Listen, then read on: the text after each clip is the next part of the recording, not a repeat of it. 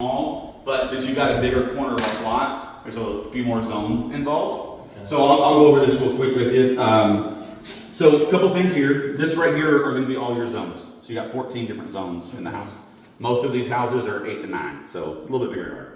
There's a couple different kinds of systems going on. There's drip lines, so your flower beds, your trees, and the parkway, which is between the street and the sidewalk, that little strip of grass. Yeah. All those are drip lines. So it's just like a hose, like a soaker hose, basically, underneath the grass. That's with the other house down the street. Yeah. So there you go. So that's what that is. You'll also have the regular head sprays that just go in one direction. So like if they're on the corner, they're going to have a 45-degree spray, and they're just going to spray. That's it. Okay.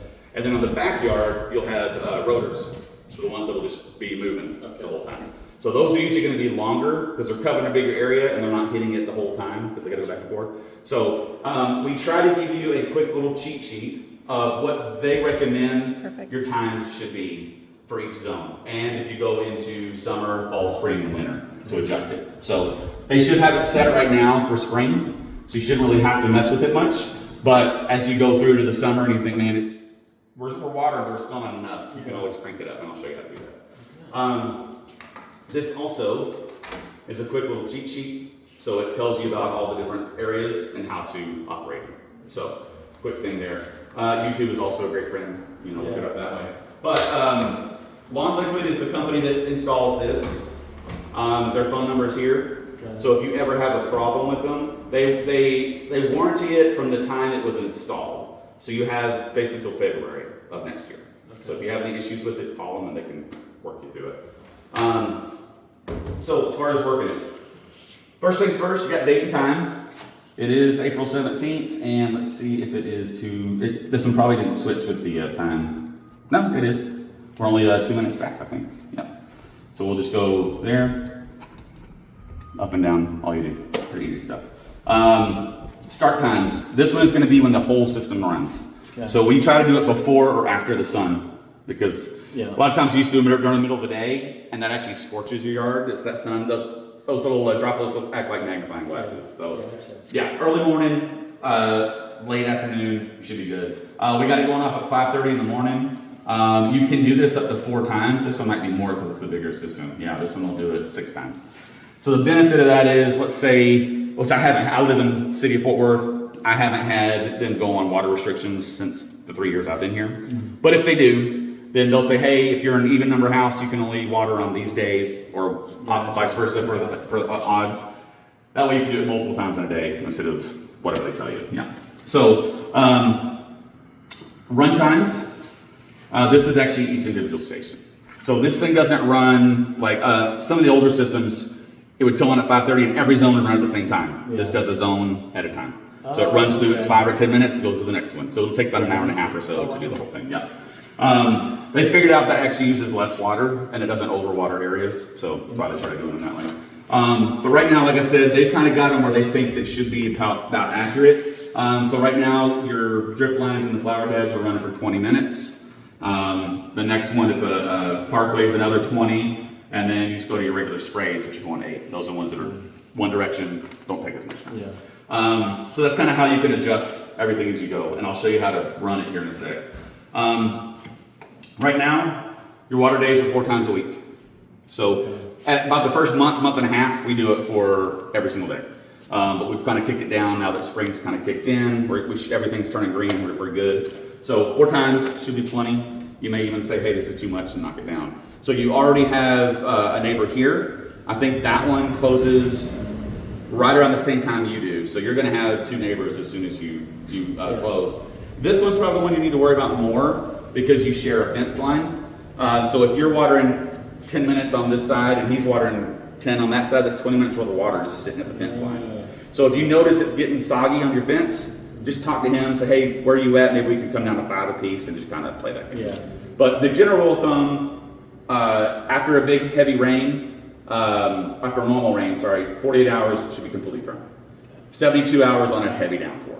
So if it's like 3 days of just constant rain, give it about 3 days and you should be good. If not, let us know for sure. Because we want to find out about if you do have low spots for that reason. So let us know if you see it. If you need to switch days, so let's say we're going to take off Sunday, just make sure it's flashing. The minus turns it off. you go back through, the plus turns it back on. Easy. Yeah. Weather sensor, that's this guy here.